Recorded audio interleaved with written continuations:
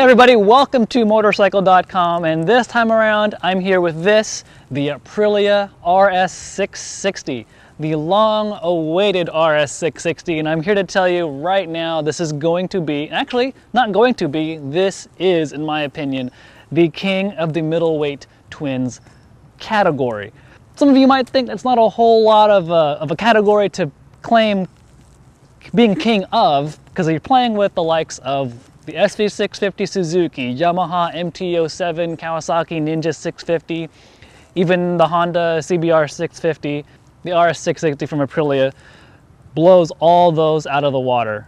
660cc parallel twin engine, 270-degree firing order, so you get that really cool sound.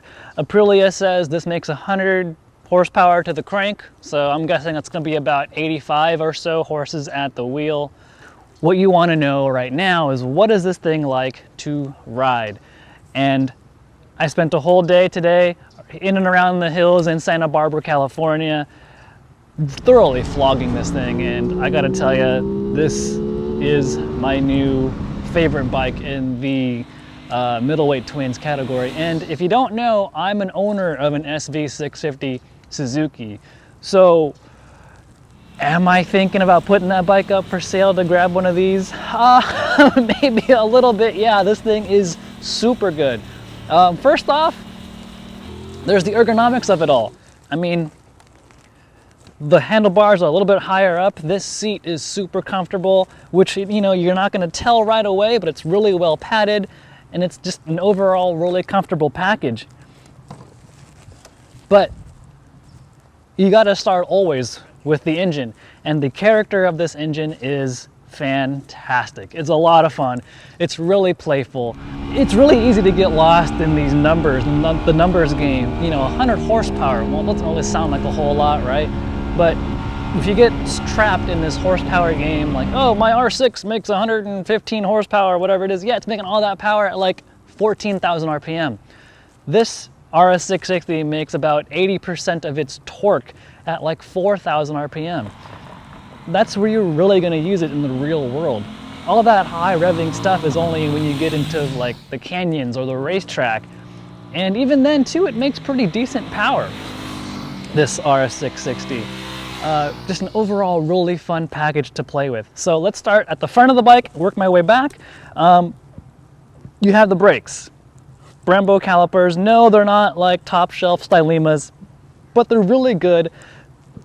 Stated brake lines, Brembo master cylinder. The combination of all of this gives you a really solid, firm, strong braking power that, quite frankly, you're missing on the likes of an SV or an MT-07. Suspension-wise, you have preload and rebound adjustable fork and shock. You know, it's okay. I'll put it as like that. You're talking better damping performance than those other competitors I said earlier. Could they be better? Sure. You've only got rebound and preload adjustment. I would imagine people who are going to get serious about especially tracking this bike are going to probably make a cartridge change, or maybe even swap for, I don't know, an RSV4 front end altogether. But even as they are, for normal everyday road riding, it's a pretty comfortable package. And because it's sprung and valved on the more comfortable side, let's say, then when you get into the twisty stuff, it actually works okay until you really start pushing it, and then it kind of gives up the ghost, and it, you know, flops too easily, and it compresses too quickly, and yeah, there's things I'd want to change about it. But for about 80 to 90% of the riding this thing was built to do, it's so good. It is really good. You've got different power modes. You've got 5 total. You've got commute, which tames things down for just average riding, and it actually gives you a pretty robust engine feel, engine character. There's dynamic, then there's individual, which lets you adjust the settings to your liking. Then there's a challenge mode for racetrack settings, and then there's a time attack mode, which lets you again change individual settings to meet your flavor for, say, a racetrack. There's a quick shifter up and down. I love the fact that there's a quick shifter in the first place. This one is a little bit notchy. Maybe the kill times on the quick shifter are a little bit too long unless you've really got the thing revved out. But the fact it's even here in the first place is a godsend, because other bikes in the category don't have that. There's cruise control. Awesome feature for pretty much all everyday regular kind of road riding.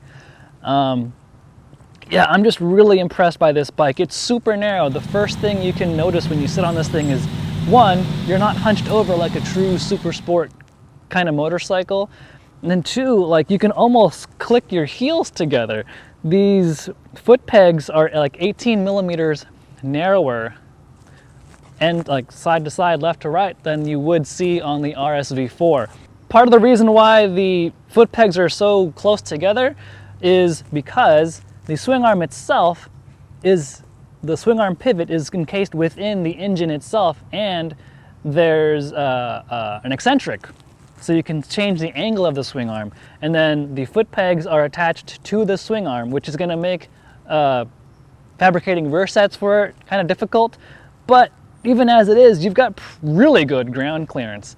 Another interesting thing about it, this twin spar frame is actually bolted to the headstock up front here. So it's a twin tube frame, one on both sides, bolted to the headstock. Now the RS660 is the first bike in a platform of motorcycles, and so it makes sense that, you know, it's kind of modular in that way.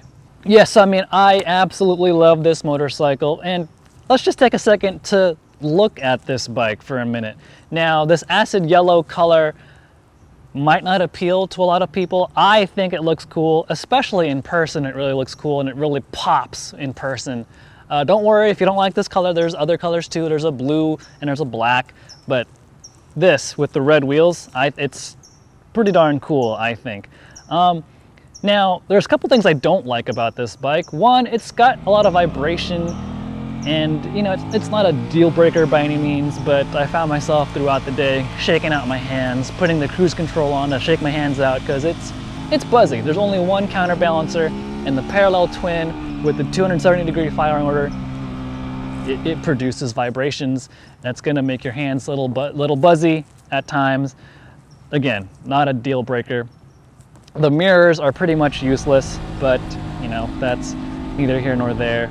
And so yeah, for $11,299, you're going to be paying more money for this than you would be for, say, an SV650 or MT-07 or things of that category. This yellow color is about $200 more, but you're also getting a lot more motorcycle than those other bikes in the category. Again, this is the first of many future models to come. There's going to be a 210 660 to come too. So those are my quick initial thoughts about the Aprilia RS660. Be sure to go to Motorcycle.com, read my full ride review there, and until next time, see you later.